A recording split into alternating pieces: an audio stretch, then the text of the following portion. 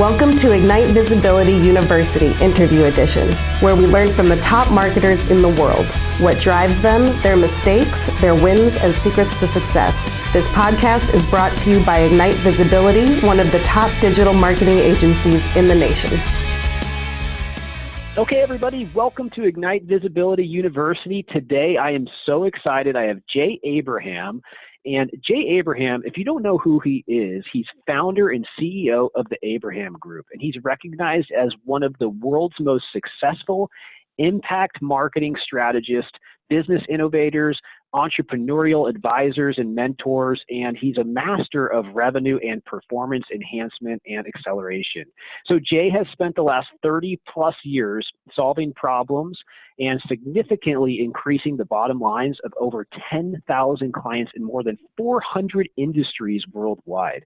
And Abrams has really identified the patterns that limit and restrict business growth and show his clients how to create a powerful advantage over their competition by taking success concepts from different industries and adapting them for clients and specific businesses. So he's really good at just jumping in, finding out what's wrong with the business and propelling it. So Jay, welcome to the Ignite Visibility University podcast. So excited to have you here. How you doing today?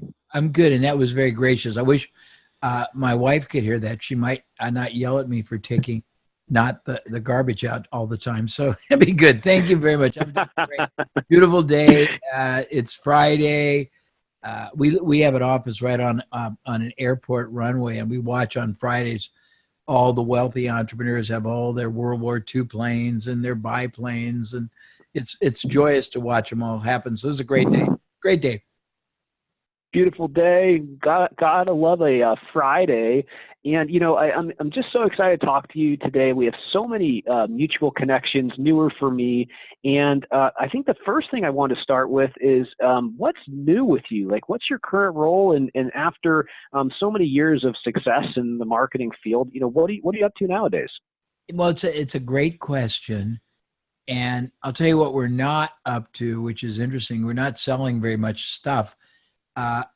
I've gone back to somewhat I've done three things. I've gone back to my roots where I started. I just worked with private companies that had a lot of moving parts that weren't being optimized, where they had a lot of buyers, prospects, inactive buyers, distributors, brands, salespeople, trade shows. And we do a lot of stuff with people that do that. And I also have been very blessed to do a lot of work around the world with some very complex companies that have challenged me to have to grow my knowledge and intellect and my worldview. But we also have been doing a lot of developmental research. Over my career, I went through a burst of really powerful distinctions. Early in, we did the 3-Way to Grow a Business, and we did the Power Parthenon, and we did the 9 drivers of exponential growth, and we did sticking points, and we did strategy preeminence, and then I stopped.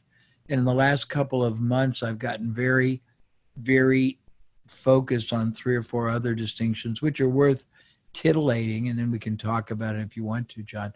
One is basically what I call leverage marketing. It's taking all the sub-processes in any revenue system and focusing on maximizing, multiplying, and growing them. And there are a lot of them. There's like 100, not 100, there's 61 that I found that most people don't even know exist between sort of the big macro areas that people look at and the denominators and the KPIs most people look at. The other thing, which is really cool, is I have a partner who's the former senior strategic advisor to Texas Pacific Group. And if you don't know what that is, it's a huge private equity fund.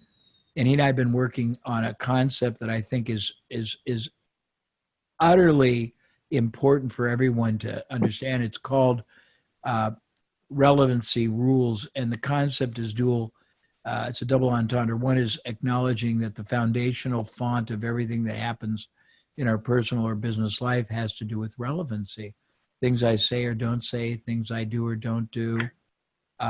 Each time it has the ability to enrich or diminish your relevancy in someone's eyes. You're doing a segment with me. People that don't know me that might have heard of me are going to watch, if I come across as lame and incoherent and vapid and vacuous, they're going to think, well, he certainly doesn't live up to his brand status, and they'll never perhaps give me a second chance. People think that every time you have an interaction, you have a chance to enrich and fortify the relationship, but more often than not, it's the opposite, and you're either controlled or in control of your relevancy. And it has to do with a lot of, just give you one more piece and then I'll move on to one more thing and I'll stop. Well, two more things that are pretty cool. It has to do with a lot of networks, not networking, but the kind of relationships you have cultivated in a multitude of interactions and elements of your business or personal life. And each one has different weighted dynamic, meaning ever-changing importance, and I can go deeper, but that's something that really turns me on. The other is called actuating absolute advantage, and the concept is in everything we do, personal business, there are a lot of factors, forces, tangible, intangible elements that if you actuate them and apply them, it's going to give you a higher probability of success and failure, and more certainty and a more impactful outcome. And then the last thing, which is, and just that you asking me, so I'm telling you, I'm sorry if this is boring.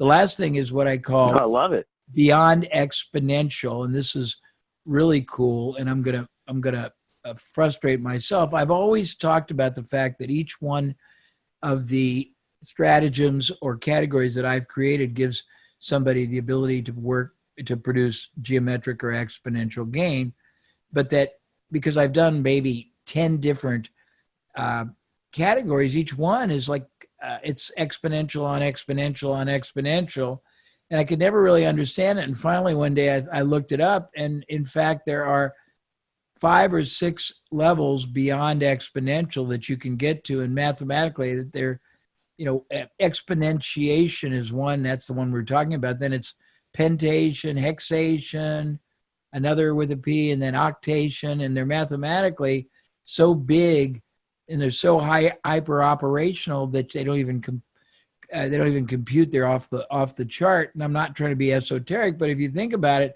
you really can take a business and multiply its performance beyond exponential, although most people don't even get there. I could go on, but that's the kind of stuff that turns me on. I love it. And you know why? From one of the things I'm doing research and knowing about you, it sounds like you like to almost productize your strategy in a way and give it a name. And then you get to share that concept with the world. And some of the things that you just mentioned seem like that. You put a name on, a specific strategy. I was looking at triangulation, strategic alliances, the 100x internal profit multiplier system. And the ones that you just mentioned, like those are cool new concepts that you're pumped up about that are next level type of stuff. I mean, so is that kind of part of your process when you find something that works? Do you name it so you can share it with others? Well, I do, and I think I do it for a trilogy of reasons, John. First, when you make something proprietary, it is valued higher than a generic.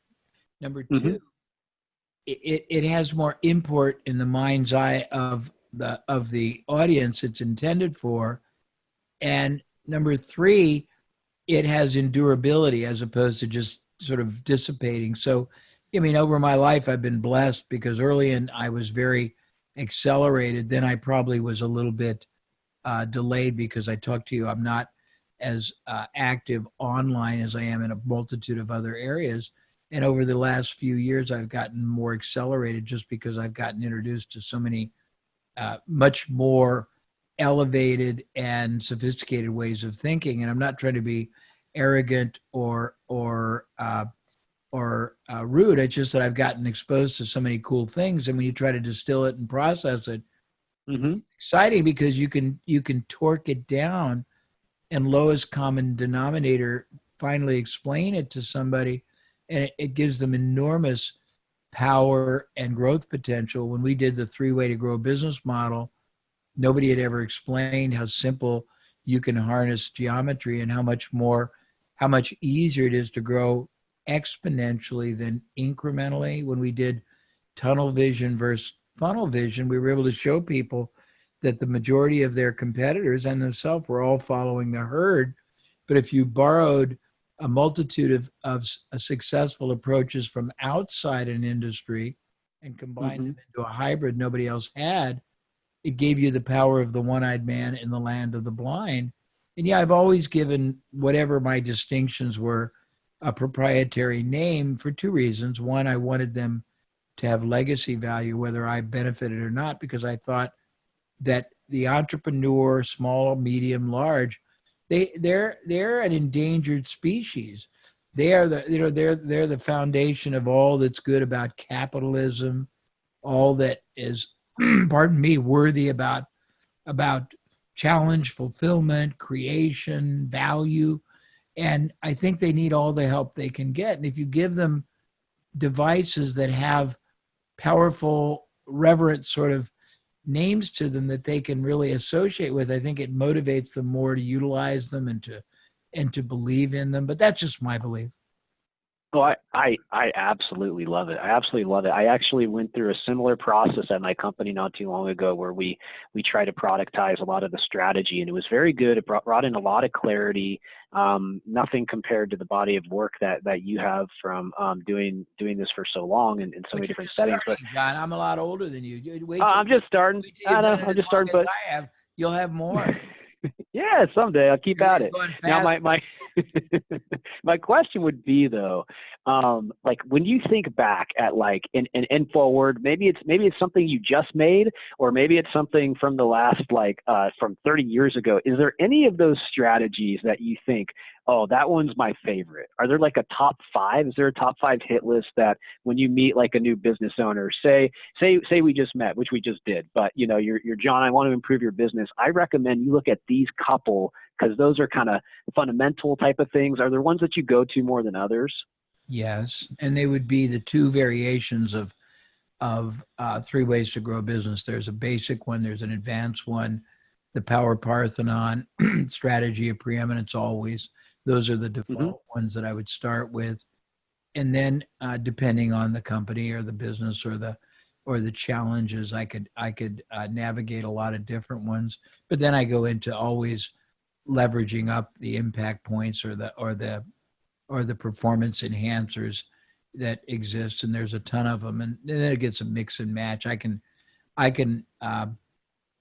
probably interpret a lot of the other ones in similar ways. But the 3 way to grow a business model, both basic and advanced, the Power Parthenon, the strategy preeminence, and within the 3 way to grow a business, there's a lot of, if you want to get granular, it's got about 40 different techniques and factors, and one of them is risk reversal, which is a huge factor in really building trust and compelling people to take action and getting them. Well, tell me about risk reversal just a little bit with the current climate economically, and it being something that I already had in my notes I wanted to hear about. Sure. Why is that important to businesses?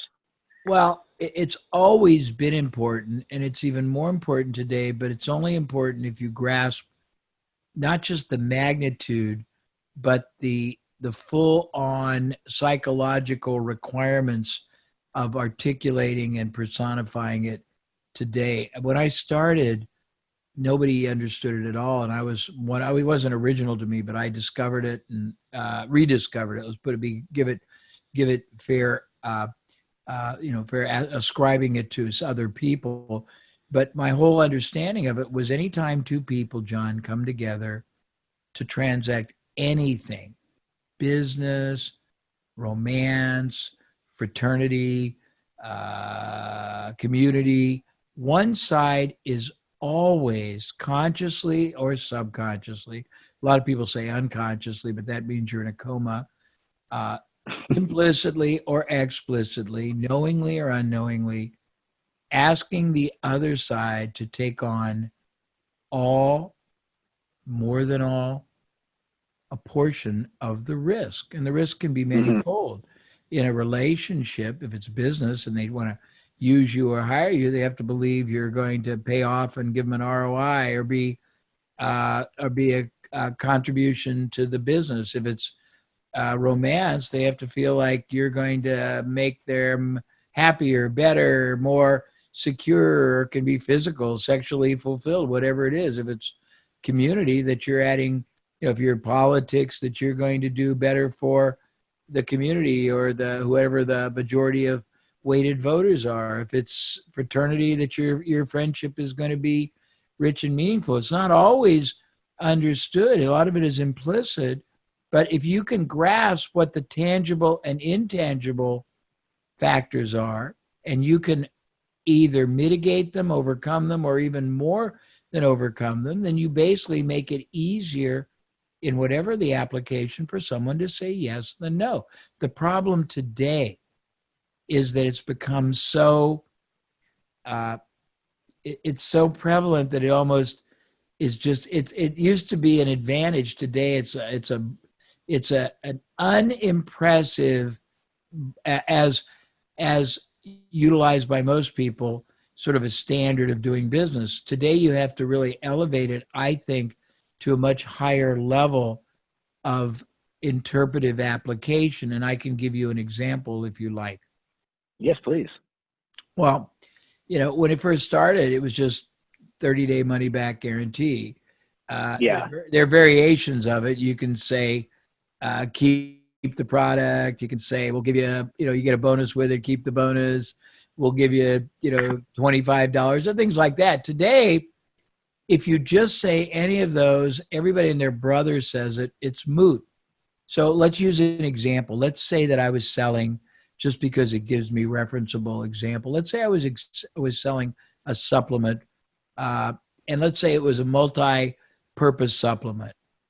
Well, instead of saying 30-day guarantee or your money back or satisfaction guarantee, which you can just evaluate yourself how compelling that is, what if I said instead that unless, John, within the first 45 days of using it, you can't honestly say to yourself and to me if we talked that A, you're starting to sleep like a baby, B, when you wake up you have infinitely more energy, C, your acuity, your focus, your concentration is unimaginably more laser-like, that people are commenting that you look healthier, you look more radiant, that your balance is not your walking balance, but your overall emotional balance, your stress level, emotional is up, stress is down, you're having a better relationship at home, your sex life's better. If I can't honestly produce those kind of outcomes for you on or before the 45th day of taking, all you have to do is take it the way it's recommended, one in the morning, one after lunch, and one before dinner. If I can't do that, I don't think I deserve to keep your money, and I would expect you to send it back. Is that a little bit more compelling? Well, I just absolutely love that. I mean, the idea of what is the main risk with selecting any product or any service, and then directly addressing that and finding a way so that that risk is essentially, it's not there, right, within anybody buying a product or service. So Ignite Visibility University, to all the listeners listening right now, you just got a awesome piece of information. I hope you take that away. I hope you're actionable. You bring that to your own business and you find a way to do risk reversal for your clients. And Jay, when I think about this, I think about, do people really go deep enough to understand their customers? I just feel like that's kind of a pain point that I've seen. And from looking at your body of work, you do challenge people to go deeper. Is that part of it? It's more than part of it. It's a vital, essential, critical, immutable part of it, John. And here's why. One of the real problems, and this has happened in many different, what I'll call mediums. When infomercials first came out, you could almost do anything you wanted, and the consumer was so inured, if that's the word. They were so impressed that they would buy. When the internet first happened, you could put bullets and hyperbole and anything you wanted, and people would buy. Today, when you have a discriminating, well-educated, and skeptical buyer who's got three things: far too much distraction. I have a concept also, I forgot, I call it access denied. And it's really what's going on with the consumer. They're denying people access to their trust, their mind, their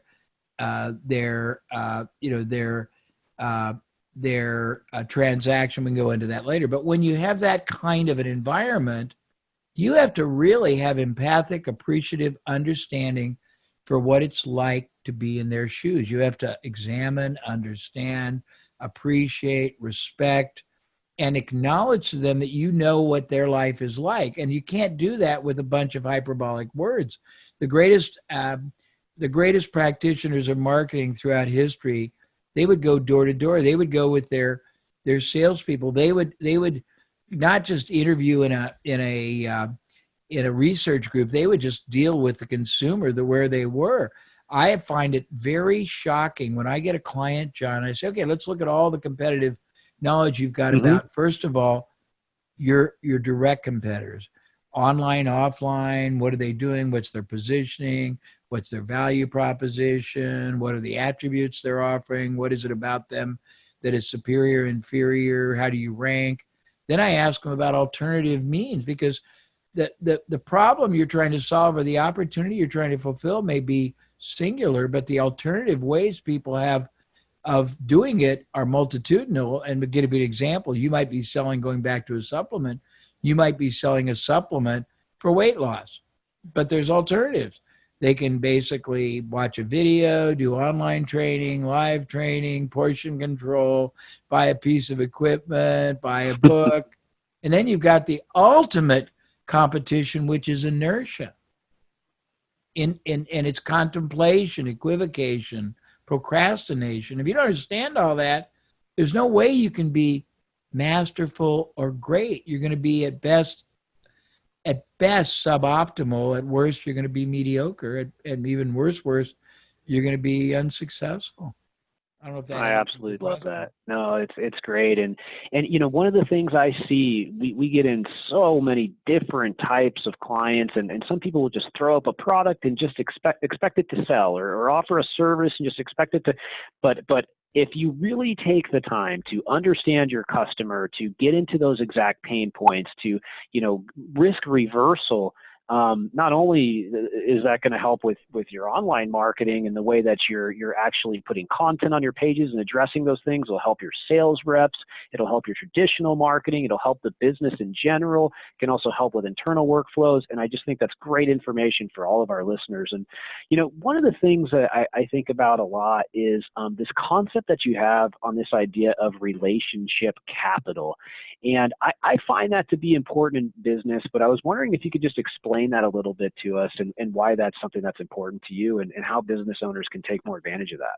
Well, it's very important. I got started in my life helping companies that had very limited capital capability, and I had to figure out how to get the equivalent buying power of the capital without it.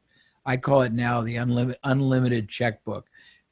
Being able to write checks that only get cashed if, when, and after they produce a profit well beyond their cost. And I had to figure out how to persuade people to allow us to utilize their distribution, their advertising, their brand currency, their access, their products, their services. And I realized that many companies that deal with the same market you do have already spent years and millions of dollars in producing commerce with that audience, where they created inordinate trust, credibility, and access. And that most people, when they're starting out, they're going into a cold market. And I don't care. And you're in marketing and you teach online, and a lot of people make money with Facebook and Instagram and search. But the truth of the matter is, if you think about it, what you're really doing in any of those and any other media is the outer periphery of first stage trust building, which has to be normally, unless you've got great brand currency, it has to be evolved and reinforced and fortified over communication stages, funnels, whatever you want to call it, before people will part with their commitment and money. And oftentimes the first parting is only a modest amount, whereas you can bypass all that. You can go right to somebody who's already got the trust and the respect and the credibility access, and you can go. I mean, when I started, I sold $5,000 to $20,000 programs 30 years ago, direct, without any front end at all. And we did $250 million because I didn't do it in the open market. I went to everybody that already had the trust. I went to financial newsletters, Success Magazine, Tony Robbins, everybody else, and got them to partner with me. But I've done probably 150 different variations. It also gives you great, I mean, there's like 43 different attributes. We've done things as cool as getting control of somebody's brand for something else and then flipping that for a lot of money in a piece of the deal and not even touching it. We've done, like, if you can think about it, at Nothing Down, real estate is, I've got Nothing Down asset and access acquisition and flipping assets and access is funny, but we've done, again, about $2 billion worldwide using variations of this. And, one of the greatest stories, and you'll get a kick out of this, you're too young, but almost anybody would know this. The greatest example I can give you, and it's age old, it would happen like 30, 40, 50 years ago. So there's an insurance company called Colonial Penn. Colonial Penn started out being a company that was designed to do groups, large affinity groups. And they were struggling. And finally, somebody came up with a really elegantly simple idea. They said, if we can't break into a group, let's start our own. And they started the AARP, American Association of Retired People, because they were good marketers.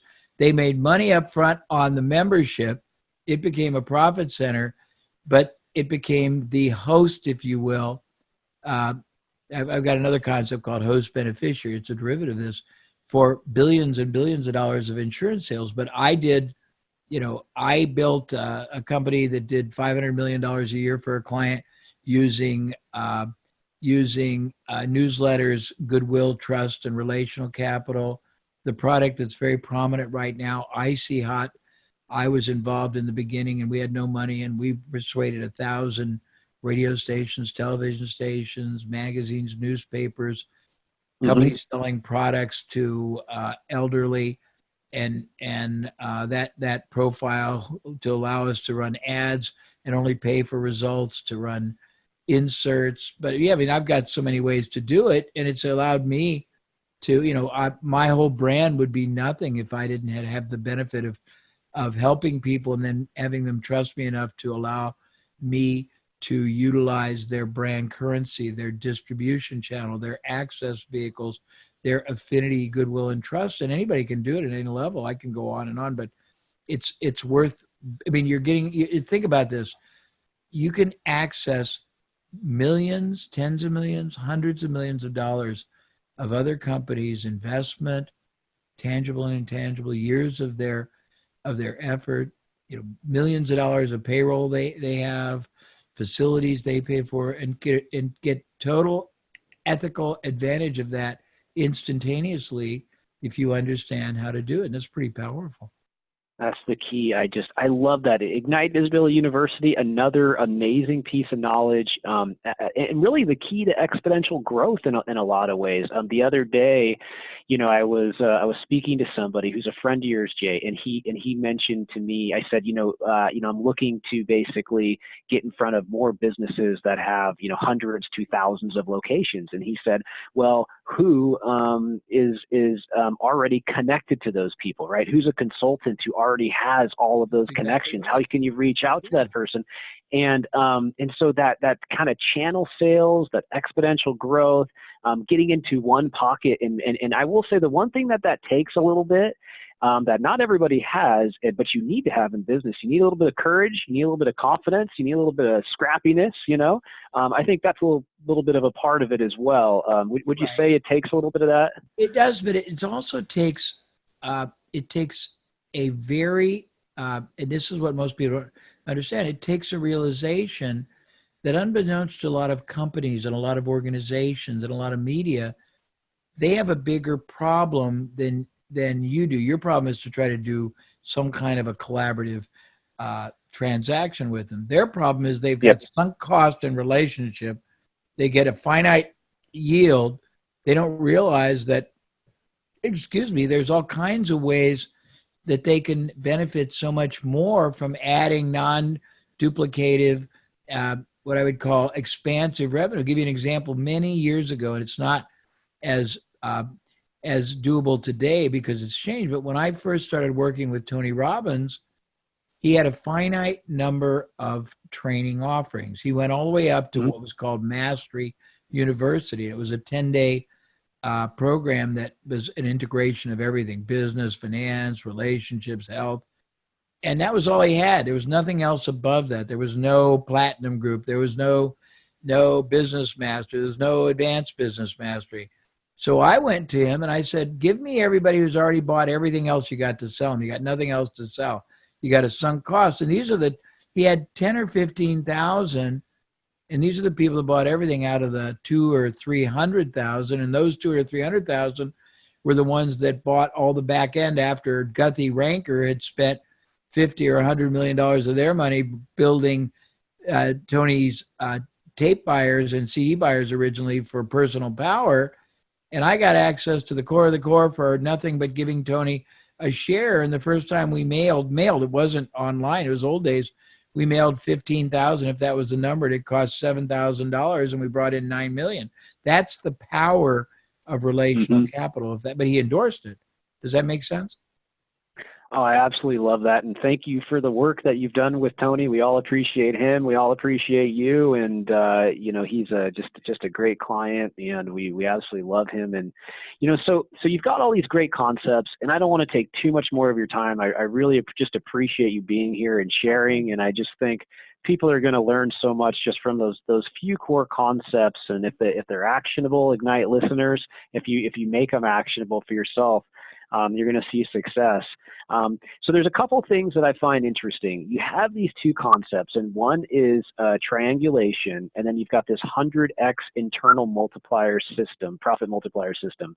I wanted to ask you about one of the two. Which one would you rather chat about? Which one speaks to you at the moment? The one that I'm probably more, the triangulation has to do with an intangible way of doing business through barter and through basically, it's really cool, but it's probably more complex than most people would think. I think the 100x,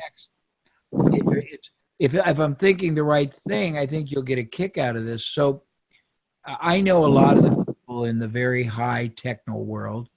I don't purport to have their intellectual prowess, but I respect them. But everybody's talking about the 10x moonshot, technology-driven exponential growth that's normally predicated on doing an integration of AR, VR, what's the other one? AI, VR, is it AV? Whatever the one is, augmented. And what nobody tells you, and I've done enough research and talked to enough experts, and my premise was always what I'm about to say, but I verified it. First of all, you got to figure out what in the hell your 10x moonshot technology-based strategy is going to be. Then you got to find the different experts to execute it. They may or may not have ever worked together in the industry or together. They may or may not choose the right AIs or the right technology. Next is it's going to take longer and cost more, like building your own house. You're going to have to fund it. You either fund it out of cash flow, you fund it out of bringing on more debt or equity dilution, number one. Number two, when it finally gets done, it's not going to probably execute very well in the beginning, so you're going to have to course correct. When it finally is correct, you're going to have to retrain or bring on new expertise that's going to cost you a ton in lost time and in capital. But worse than that, now you got your 10x moonshot machine, but it's only going to be worthwhile if you can get the value and the benefit expressed and embraced by the market. And that requires marketing expense. It costs trade shows, PR. It's not quite the ease. It's like when everyone said, oh, the internet going to cost nothing. Not anymore. No, you got so many, but I believe if you're going to do it, while you're doing it, before you do it, you have within your business maybe 50 to 100 different leverage points you can you can use to multiply yield with no extra cost, no more time, no more risk, no more expense, no more people. It's just by learning higher performing ways to use the time, the opportunity, the assets, the resources, the access, the capital, the human capital. And if you do that first, you're going to free up the kind of money you're going to need for this process, which is going to be far more painful, costly, and low yielding in the beginning than you think. And that may sound jaundiced, but I think I'm right. I like that. Yeah, that, the example you just gave really, really speaks to me. At one point, not to be long-winded about it, I had built this entire business model for mind mapping. So say we take everything and we interview you for 3 days, and then we get all your information and then take that and build a subscription service so that basically artificial intelligence, Q&A could answer anybody's question that they would have for you. And it had a subscription model and a rev share, all this stuff. It was all thought out. And, come to find out, there's companies with hundreds of millions of dollars that are investing in this same type of thing that are light years ahead. And whenever you're going after kind of a new industry or something in technology like that, the funding and the years ahead that you need to be, it kind of makes me think a little bit of Qualcomm and 5G right now. But so with a 100x internal multiplier, it sounds a lot like a little bit of low-hanging fruit in some ways and focusing on what works and being smart. And I know that just a quick information on that. So Jay has all of these as courses on his website, by the way. So if anybody's interested in purchasing those and learning about those, you can go there and you can find out and get deeper dives. He's not going to give us everything for free, unfortunately. So Jay, awesome stuff. And I just had one or two other questions for you. And Sure, the main one I wanted to ask is, so you've been doing this for a while. You're still going. I see you out there at a lot of similar places that I am even nowadays, which is so exciting to connect. What are you most excited about, like in your life right now, coming up? Like what's coming down the pipe, and what's kind of keeping you motivated to continue this mission? Well, I've always had, I'll call it a default tendency to be hopelessly curious about all that either I didn't understand or things I understood that changed. So I had to relearn them. And then because I've done things all over the world, you see all kinds of parallel universes of reality. I mean, we have in this particular point, we have strained relationships with a number of different countries, but I've done tons of work in China, tons of work in Japan, tons of work in Malaysia, tons of work in Vietnam, tons of work in London, tons of work in Italy, a little bit of work in Paris. I had a big client for 3 years in Mexico. And you see that there's all these different realities and there's all these people. The thing is that most people, I think there's two kinds of businesses. There are businesses that are purposely designed, John, to be enduring, to be sustaining, to be ever growing and be continuous value creators that have to be dynamically evolved, modified, course corrected, reset.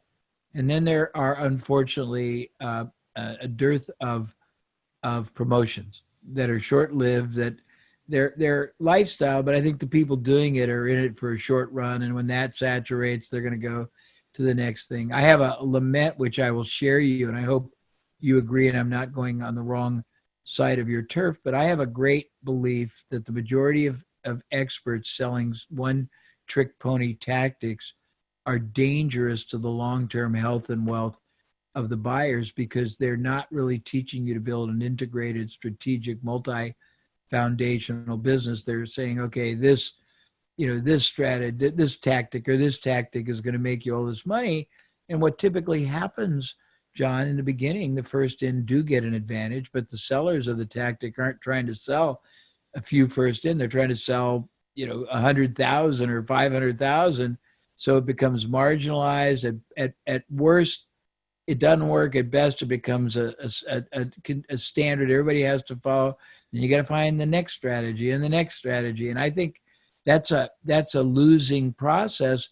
If that's all you do, you have to build an enduring business founded on a lot of things: long-term strategy, business model, value creation, product, service, suites, all these kind of things, ideology, and just a lot of things that I don't think a lot of companies today are as focused on. And I think it's very dangerous. You didn't ask that question, but No, but I'm interested. I do have a follow-up there. So do you think, this is just coming to me now, do you think the days of the cash cow are over? Like the cash cow product that just runs on its own and makes money? Is that something that can't exist because of how competitive things are and how fast things are moving?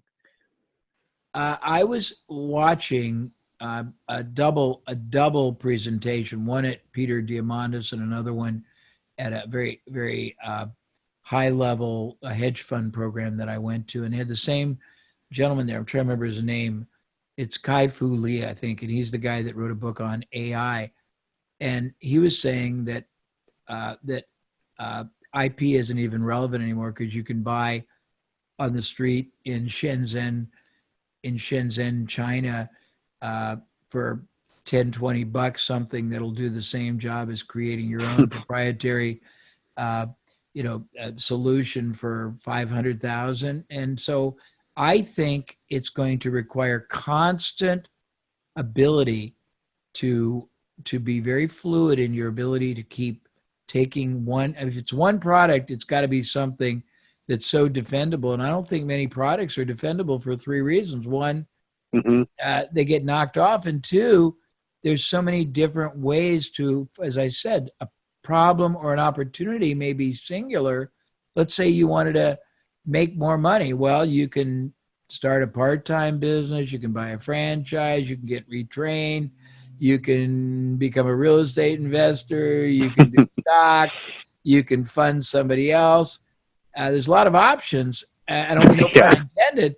And I think today you're going to have to be a real, multifaceted, and extremely agile, not just robust, but agile entrepreneur. Yep.